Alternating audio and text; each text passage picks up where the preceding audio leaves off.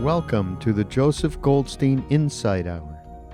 This podcast is an expression of our shared interest in self-discovery. Join Joseph as he shares his deep knowledge of the path of mindfulness.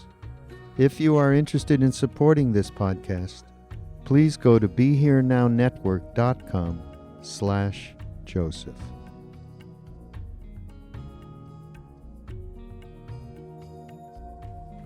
Tonight I'd like to talk about art, science, and the meditative journey. Mostly about the meditative journey, but there's a little bit about art and science. Some time ago I was reading an article about the Russian artist Kandinsky, and it was very interesting to me. Of course, I had heard his name and was a little familiar with his paintings, but really didn't know much about him at all. He lived in the late 19th century, beginning of the 20th century, Russian painter, and he was credited as being the first painter to paint purely abstract art. And so the whole movement of abstract art really came out of his creativity. When I was reading about his life, I was struck by the similarities between his life as an unfolding and developing artist and the path and insights of meditation. There were some striking parallels. And it made me reflect that in a very real way, we are all artists. We are creating our lives on the canvas of the world. And when we do that with awareness, with understanding, we're expressing the same creativity as an artist does with paint or with music or with words. The first step in both the development of an artist and the development of a yogi, of a meditator, is developing a heightened awareness of the present moment. So we've all heard that a lot. And a lot of our practice is just that. For Kandinsky, and this was what was really interesting, he seemed to have been born with this sensitivity. It said that when he was just 13, he took some money from his allowance and bought a box of tubes of paint. And as he squeezed the colors out of the tube, he was so sensitized to color that each color aroused in him different intense emotions. Like just seeing the color, he described how his whole being was filled with different emotions depending on the particular color. On retreat, a very similar thing happens. Gradually as our minds quiet down, and we're not quite so lost in the rush, the torrent of thoughts in the mind, we begin to experience, at least to some extent, this same quality of sensitivity. And you may have noticed, certainly those of you who have been here for the Metta retreat, and even for those of you who have just come, as the mind gets quieter, it's as if we see things and we hear things and we smell things with a much greater vividness. We're really present for our experience, the ordinary experiences of our lives. Sights and sounds and smells and tastes, and sensations in the body and thoughts. We're more there for it. The great French novelist Proust, he really described this process very clearly. He said the very real energy, the very real voyage of discovery consists not in seeing new landscapes, but in having new eyes. It's the same landscape. wherever we go. But the voyage of discovery is learning to see in a new way. And that's precisely what we're doing on retreat. One of the simplest ways of nurturing this sensitivity is something that's incredibly simple, and yet for most of us, somewhat difficult to do. And that is, we become more present to our senses simply by slowing down a bit. We spend so much of our lives in fast forward. We're simply rushing from one activity to the next. And it's very rare to actually be going through our lives genuinely, completely settled back into the moment. When we do, when we can settle back in that way, then our senses do become alive. Just the subtleties of light and shadow, the nuances of sound. When we actually feel, completely the warmth of the sun on the skin or the wind.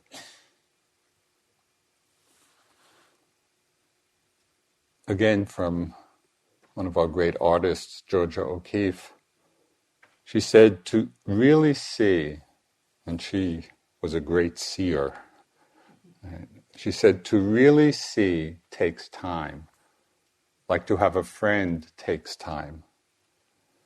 But our culture is not too big into taking time with things. We're not only is it very speedy, we're so enamored of being distracted. Just coming to the airport from Barrie, going to Boston Airport, on the Mass Pike, there are now signs that say, it's something like, under a certain age, texting while you're driving is some big fine. I mean, even that a sign is needed. I just saw it. It was just hard to fathom. We're so addicted. So slowing down, so we really are settled back. This slowing down doesn't mean getting tense, and it doesn't mean tightness. It doesn't mean that we're holding ourselves back as if we're reining ourselves in. That's not what it's about. It's about settling easily, relaxing back into the moment.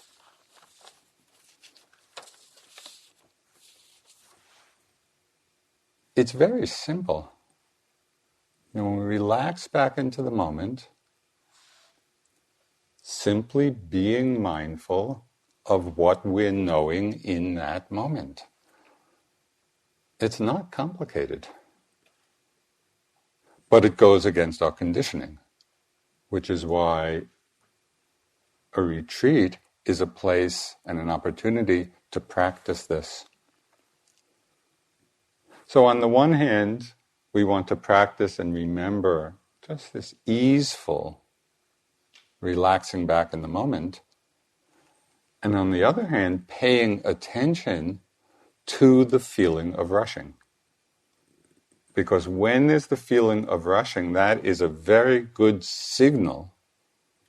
That's like a tremendous feedback to us that we're not settled back into the moment. What is rushing? It's that kind of it's an energetic toppling forward.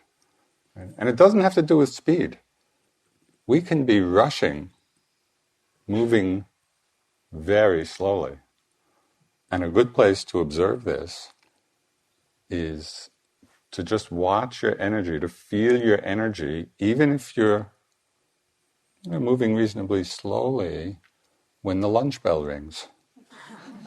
I mean, I just see it in, walking very mindfully. You can just feel kind of the pull of lunch.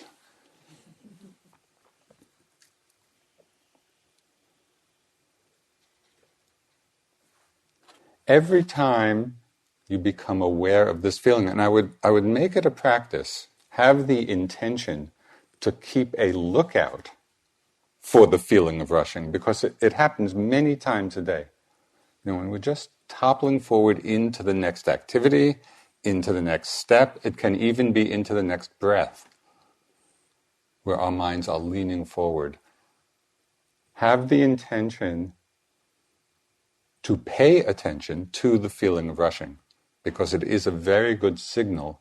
And then in that moment, practice just settling back. Okay, can I be here just in this moment without that forward lean?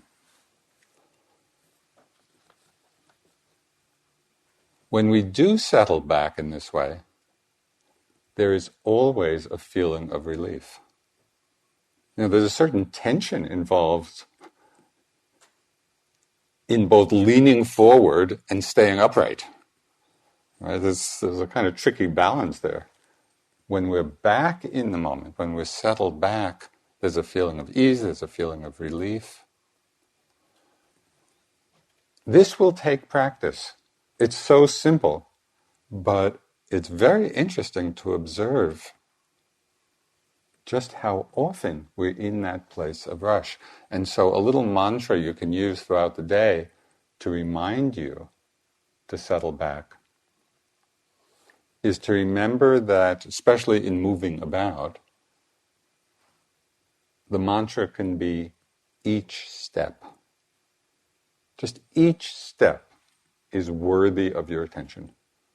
It's not we're taking this step in order to get to the next step.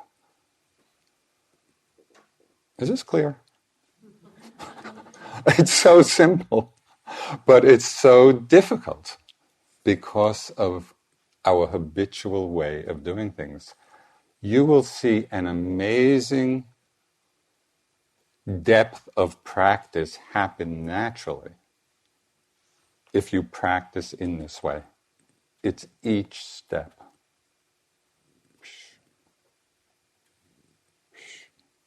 There's a continuity of mindfulness there. There's a depth of concentration there.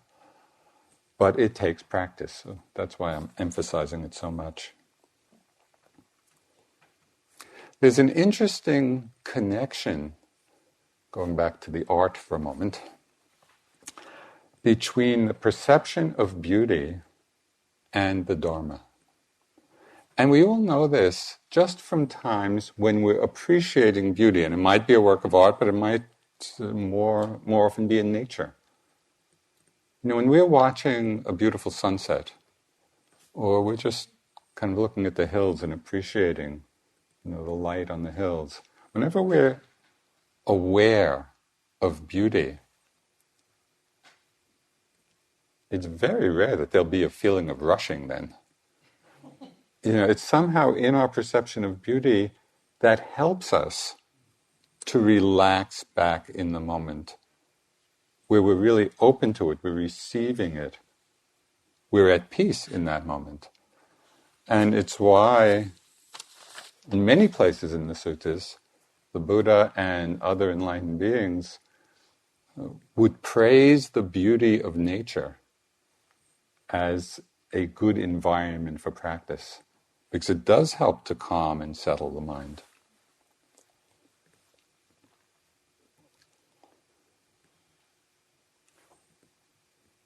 Okay, so after years of living with this very heightened sensitivity, going back to Kandinsky, he went to an art exhibit in Moscow of the French Impressionist painters. And he was looking at one of the famous paintings of Monet in the series of haystack paintings. Where over a few years, Monet painted haystacks at different times of day and different seasons. And it was extraordinary how it just showed very different realities depending on the season, the time. So Kandinsky was standing in front of one of these haystack paintings. And he was looking at it very intently. And then all of a sudden, as he described it, the whole notion of haystack disappeared. There was no haystack. There were just the experience of the thousands of different brush strokes of color. So the conventional reality was gone, and he was seeing on a whole new level. And he said, this was all in this article, he said that at first he found this non-recognition of conventional reality very disturbing. It was like the ordinary world was gone, and all of a sudden he was just in a completely different space. He said he found it both painful and disorienting. But then he began noticing how compelling this new level of perception was. This is quoting him. He said, "I surrendered to the unexpected power of the colors, previously hidden from me, which exceeded all my dreams. The painting took on a fairy tale power of splendor." So I don't know if you can just picture the scene of, he's standing there in kind of the usual world of perception, and suddenly this work of art draws him into a whole different level. Conventional reality disappears. So what does this have to do with us? And what does this have to do with our practice of meditation?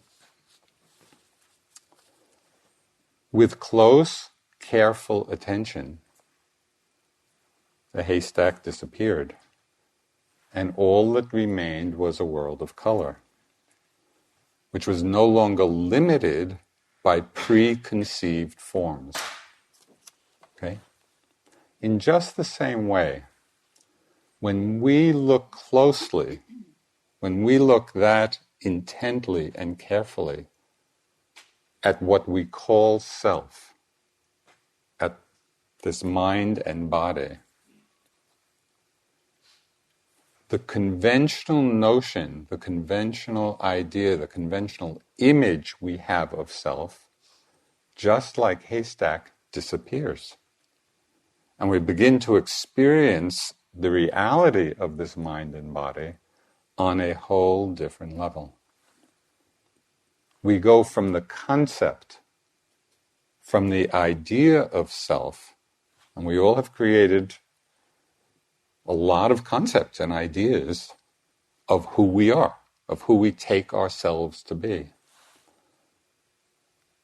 When we are looking, feeling, being with our experience in the same way that Kandinsky was looking at that painting, we drop down from the level of concept to the level of direct experience of what's actually happening in each moment. We begin to experience what the Buddha in a well-known sutta described as the all. Okay, he said, bhikkhus. And bhikkhus in its most general context, although it's often translated or refers to monks, bhikkhunis and nuns, but in its more general application, bhikkhus actually refers to anyone who's walking on this path. And so when we read the text or hear in the Buddha saying bhikkhus, he's really talking to us. So he said, bhikkhus, I will teach you the all. And what bhikkhus is the all? It is the eye and visible objects, the ear and sound, nose and scent, tongue and taste, body and sensations, mind and mind objects. This bhikkhus is the all. And then he challenged the bhikkhus, can anybody describe something other than that, something outside of the all? Now this is pretty amazing. And we think our lives are so complicated, and so complex, and this and that. Only 6 things are ever happening. In any moment, it's only one of 6 things that are happening. There's a sight, a sound, a smell, a taste, a sensation, or some object of mind. A thought, an emotion, an image. But when we're in the world of concept of self, we create the most amazing dramas about our lives with all the attendant emotions connected with them. This is the power, the freeing power of meditation, when we can see carefully enough what is actually going on.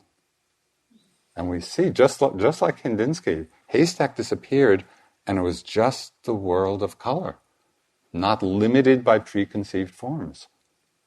We can drop into the level of the all, and we begin to experience what we call self in a very different way.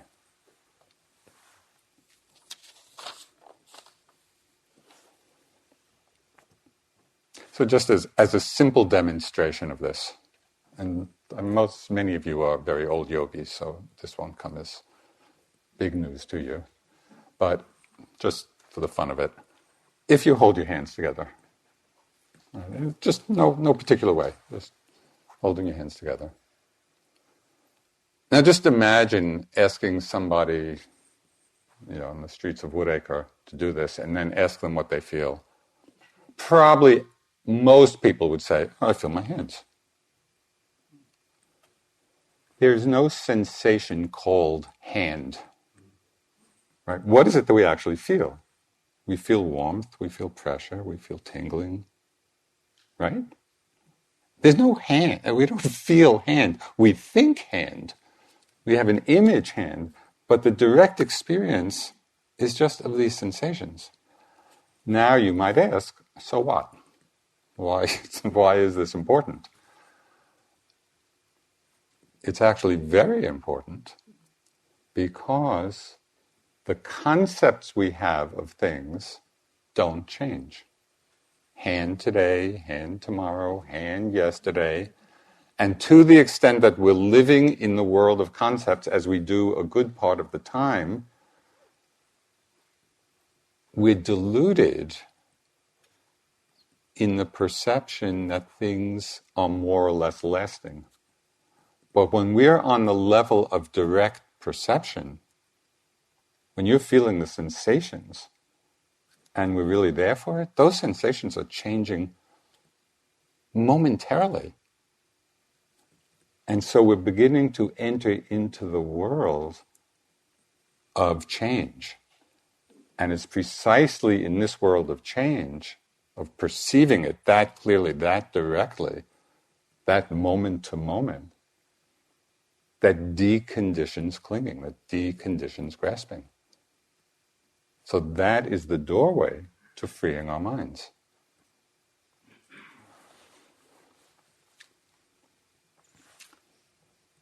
We still use the world of concepts.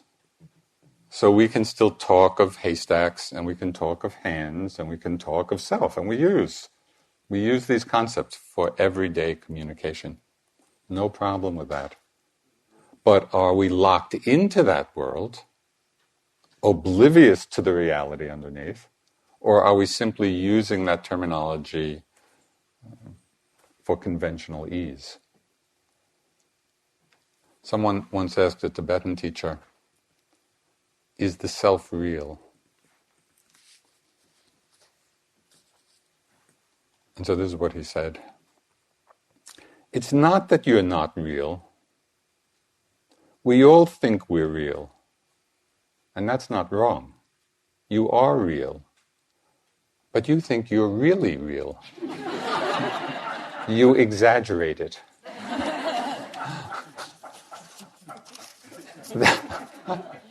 That's the problem. We are real. We interact with one another and we live our lives in just the very ordinary way. But we also think we're really real. Right? We exaggerate because we're not seeing, we're not feeling, we're not experiencing the realities underneath. So this is what our practice is about.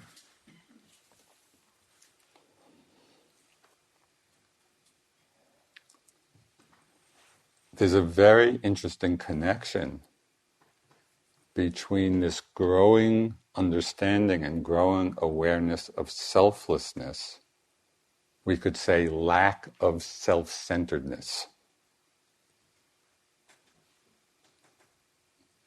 Just in thinking about this, I was trying to imagine whether the absence of self-centeredness, that idea, whether an absence can grow. But that's what happens. The absence of self-centeredness grows. Right? We're no longer so locked into this idea of self. And as that happens in our practice, simply from relaxing into the moment, connecting with one of the 6 things that's arising. So it's not complicated. It's just relaxing and being there, moment after moment. We begin to experience this greater sense of selflessness. And out of that is born a very natural responsiveness to the world. Because we're not so defended, we're not so protected. And this is the basis for compassion. What Kamala was speaking about last night. Dilgo Khyentse Rinpoche, who was one of the great Tibetan Dzogchen masters of the last century, he said, when you realize the empty, the void nature of phenomena, the energy to bring about the good of others dawns uncontrived and effortless. So there's this beautiful connectivity of the wisdom of selflessness and the manifestation of compassion. And all of this happens when we drop down from the world of concept to the world of our direct experience.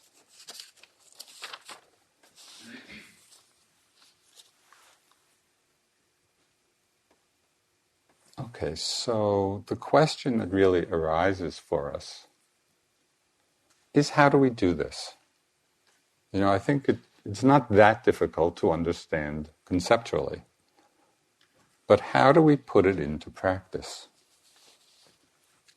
So, at this juncture, the Buddha's teachings are just invaluable because he's so clear and so direct and so explicit in his instructions of what we need to do to realize this, to actualize this understanding.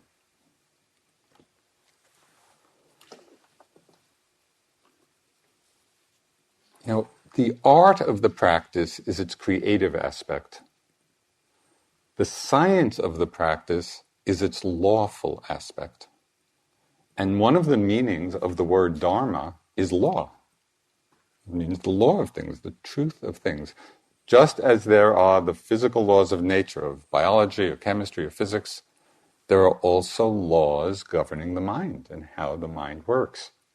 There are laws governing the arising of suffering and freedom from that suffering. So it's not haphazard, it's not accidental. Our practice is exploring and understanding for ourselves the Dharma, the laws of the mind. And as with any science, there needs to be a methodology. How do we do this? How can we replicate the Buddha's great experiment in awakening?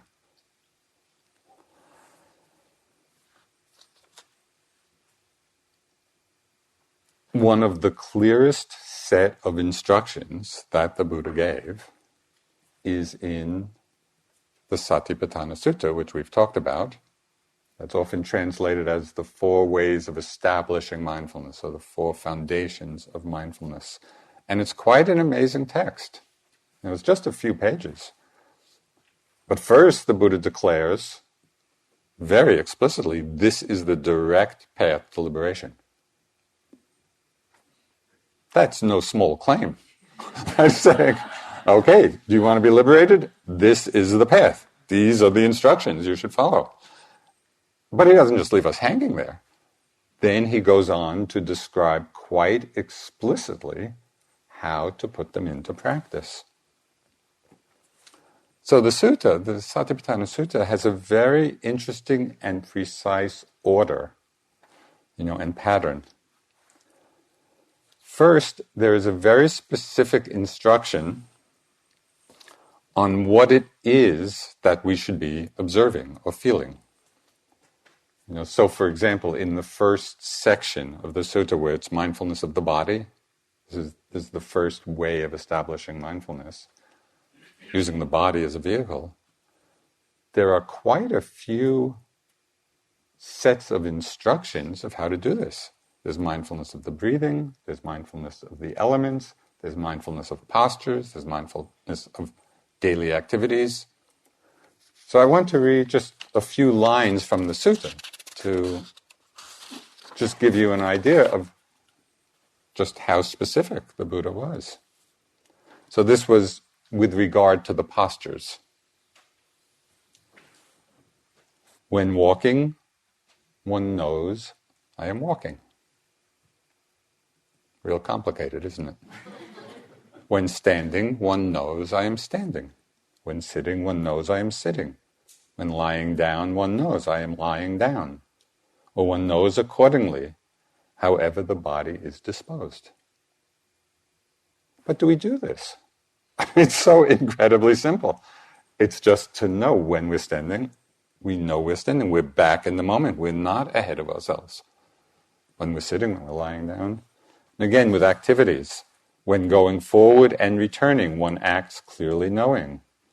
When looking ahead and looking away, one acts clearly knowing. When flexing and extending one's limbs, one acts clearly knowing. When wearing one's clothes, one acts clearly knowing. When eating, drinking, consuming food, and tasting, one acts clearly knowing. When defecating and urinating, one acts clearly knowing. When walking, standing, sitting, falling asleep, waking up, talking and keeping silent, one acts clearly knowing. This is a very important section of the sutta, what I just read. Because the Buddha is emphasizing the importance of continuity of clearly knowing, continuity of awareness. In whatever we're doing, whether we think of it in terms of the posture we're in, or whether we think of it in terms of the activity we're engaged in, are we settled back into the moment in that very easeful way? It's not a straining. It's actually a relaxation into the moment. But can we keep and practice the continuity of that throughout the day? That really takes practice. That takes a strong intention to do it. Because it's so easy. We're sitting in the hall, bell rings. Maybe, we're really mindful for the first 2 minutes after the bell. We do our bow and then out the door, and maybe you're going to your walking spot, maybe not. Maybe you're going back to your room to do something. But how often are you really mindful all along the way? And again, it doesn't have to do particularly with how fast or slow, although slowing down a bit helps. It has to do whether that intention is there. That in every moment, in every activity, each step, we're present. This takes practice. Even though it's so simple, we haven't been trained in this way. So I would really encourage you, this retreat is it's designed for this. You have nothing else to do. So do it. One of the most beautiful aspects of practicing in Asia, and it was particularly, it was practicing in Burma, it was particularly the Burmese women yogis. It was so beautiful to watch how they moved. I don't know whether it was some kind of cultural thing, but it was just beautiful. They took such care with each movement. So it was really inspiring. Yeah, you can do that. But it takes that settling back, that relaxing.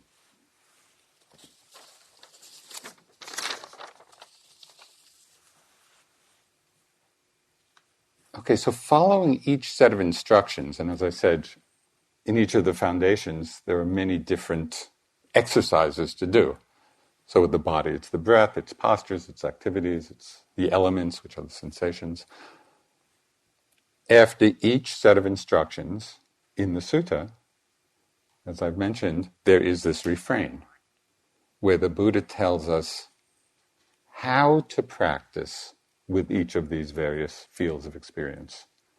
And as I said, the refrain is repeated 13 times in the sutta. And the refrain includes 3 specific instructions with regard to each of the objects of meditation. So whether it's the breath or the body or feelings or the mind, the refrain follows each one, and there are three sets of instruction, right, in the refrain of how we should practice.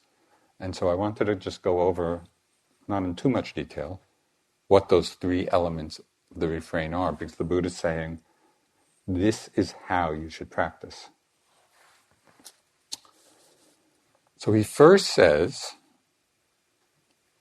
to observe whatever the object is, internally, externally, and both. Okay, so we generally think of meditation as being internally. We're quite familiar with what that means. We're aware of the sensations in our body or thoughts or emotions or feelings. I think that part is pretty clear. But what does being mindful externally mean? It's really important to understand this.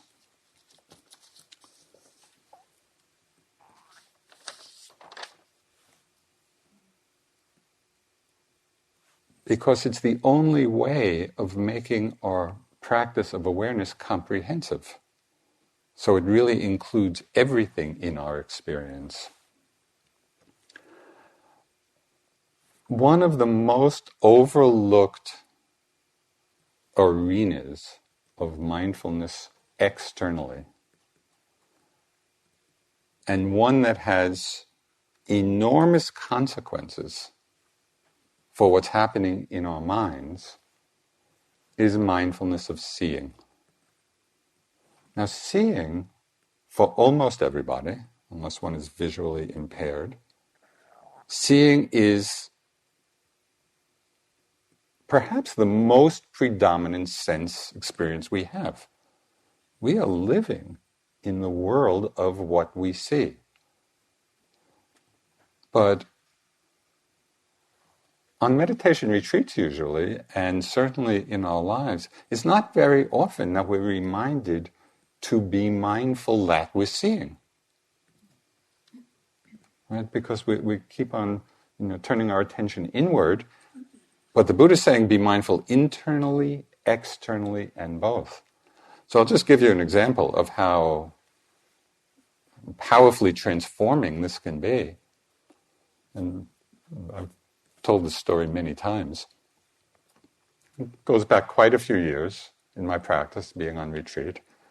And I just noticed, being on retreat, whenever I would be going into the dining room, mealtime, my mind would just be filled with comments and judgments about almost everybody I saw. They're walking too fast, they're walking too slow, I like what they're wearing, I don't like what they're wearing, they took too much food, they didn't take enough food. I mean, ridiculous, totally ridiculous. But that has no bearing on what the mind does.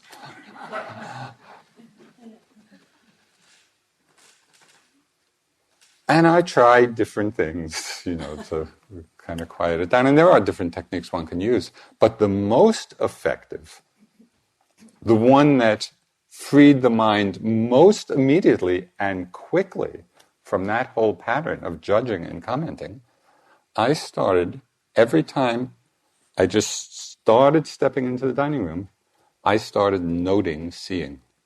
That's all I did. That's all I was being mindful of. Seeing, seeing, seeing, seeing. In that mindfulness of seeing, there was no room for those comments and judgments. It was so simple and it was so revelatory that it was simply when I wasn't being mindful of seeing that it triggered all of these responses. And in that situation, they were fairly innocuous, although ridiculous. But very often, we are responding to what we're seeing with much stronger emotions, right? Much stronger reactivity. This very simple extension of our practice, right? Just to include seeing, mindfulness of seeing. And the note is really helpful periodically, or even frequently, as the reminder of seeing. So I really suggest you do that, and you'll begin to get a sense of what mindfulness externally means.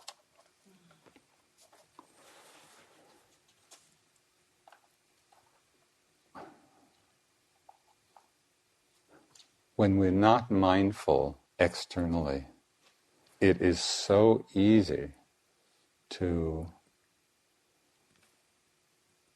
get lost in the comparing mind. You know, when we see others, we might see others being very mindful, and the thought, oh, I'm such a terrible yogi, look at them, they're being so careful.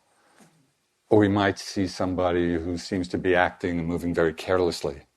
Oh, they're such terrible yogis, I'm really pretty good. You know, and our minds just do this. And actually, this tendency of the mind to compare is not uprooted until one is an arhat. So this is a deeply rooted habit pattern. It's going to be with us for quite a while. So we want to learn along the way how not to get so caught in it and lost in it. Being mindful externally is the key. So I would really recommend it as a practice. It's tremendously liberating.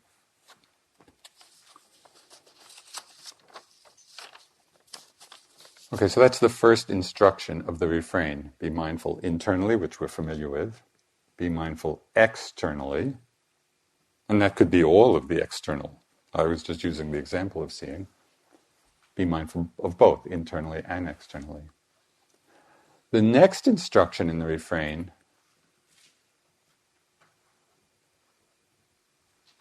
is the precise doorway to liberation. So it's a powerful instruction. It says, be mindful of the nature of arising, of passing away, of both arising and passing away, of whatever the object may be.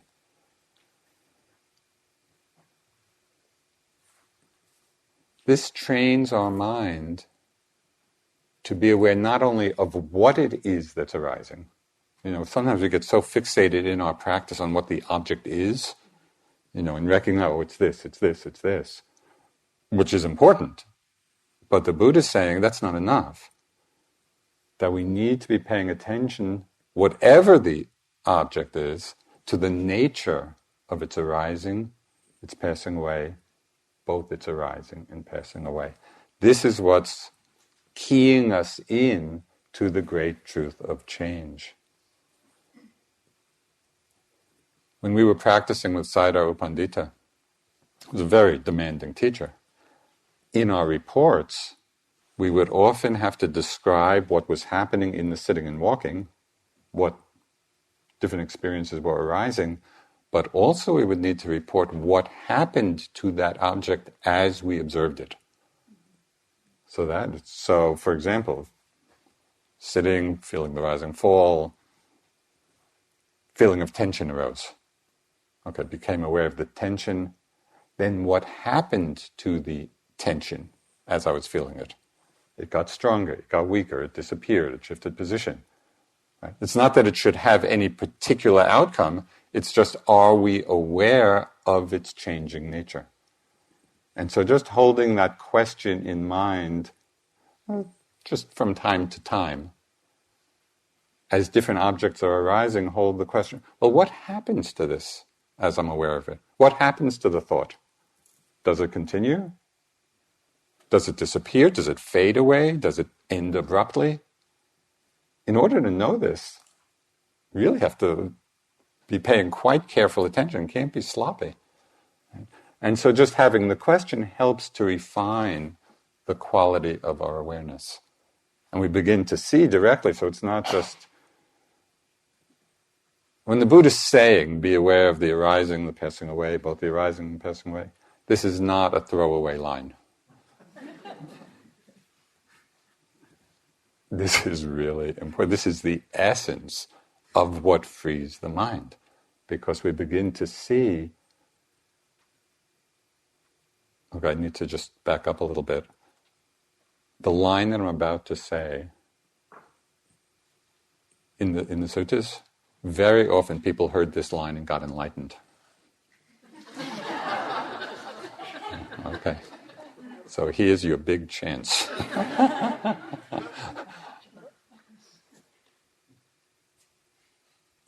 Whatever has the nature to arise will also pass away. It's so simple and so profound. Whatever has the nature to arise, well, what is that? Everything. Absolutely every aspect of our experience. Whatever has the nature to arise, thought, feeling, sensation, emotion, sight, sound, everything that has the nature to arise will also pass away. But we have to see that. I mean, to know it intellectually is not difficult. We can understand that quite easily. But are we seeing that? So this is why the Buddha is saying in the refrain 13 different times, pay attention to this. I want to read just a few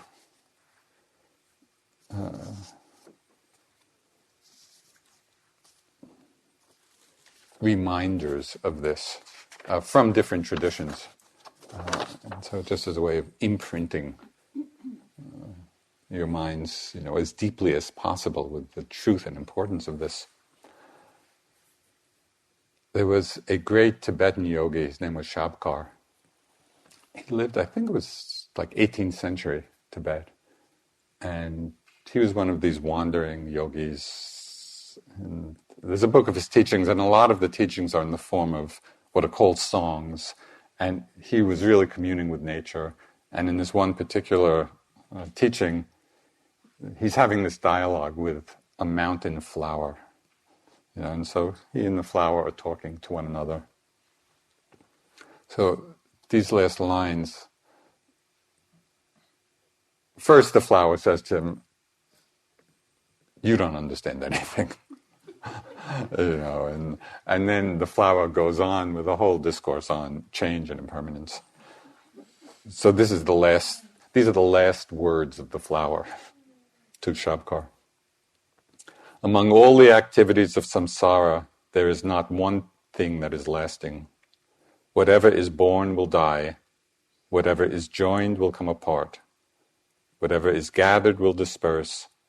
Whatever is high will fall.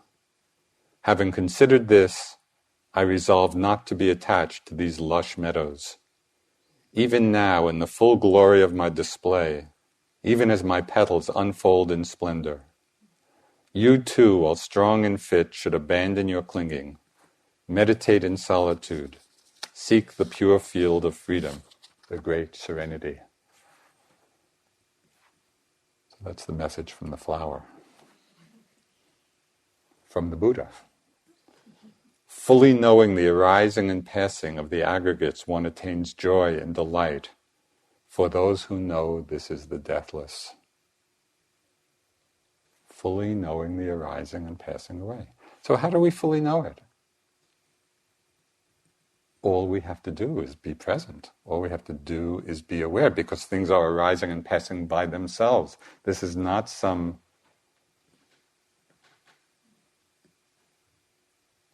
meditative state we have to create. It's simply settling back and seeing how things actually are. Everything all the time is arising and passing away. The Buddha is saying, pay attention to that. Pay attention to that aspect.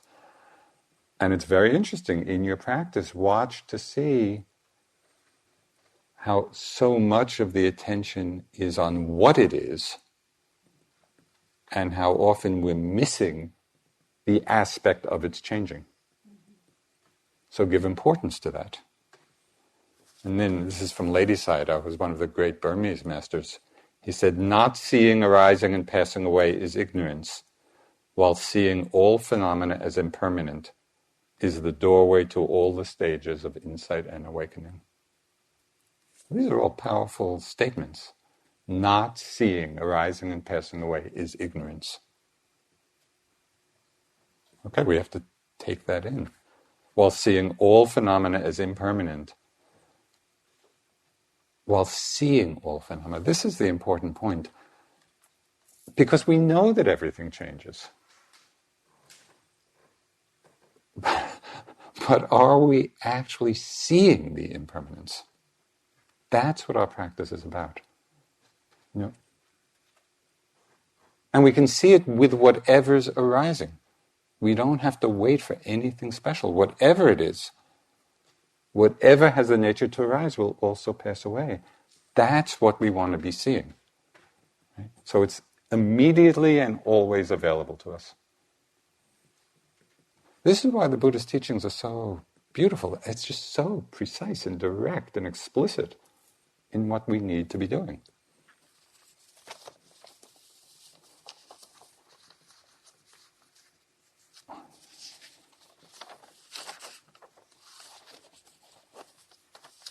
Okay, so it's being with things internally, externally, in both, seeing the nature of arising and passing away.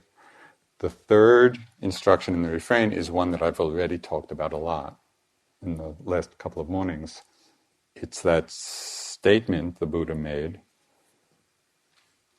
mindfulness that, and then in quotes, there is a body, and then in each of the foundations it just, there is feeling, there is the mind, there is the hindrances.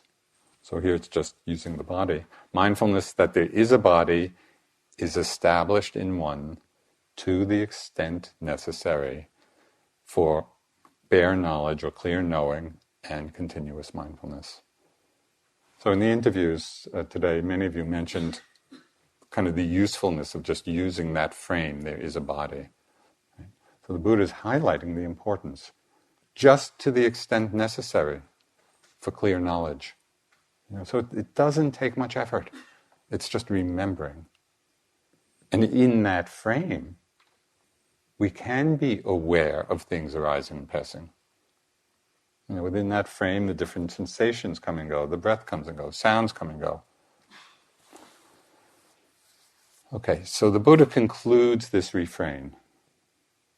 And again, he's repeating these instructions many times in the sutta, these three aspects. Internal, external in both, seeing the arising and passing in both, mindful that there is, whatever it is, just to the extent necessary for clear knowledge. So in conclusion, he says, he's reminding us, in quite, to me, an inspiring way, of the benefits and fruits of practicing in this way. He says, and one abides independent, not clinging to anything in this world. So that's the fruit of putting these instructions into practice. And one abides independent. And I take that to mean, and one abides freely, not dependent on things. One abides independent, not clinging to anything in this world. So this is really a reminder of what our practice is all about. All the instructions, all the methods, all the techniques are all in the service of not clinging. And one abides independent, not clinging to anything in this world. So that's the fruit of putting these instructions into practice. So I'd just like to close with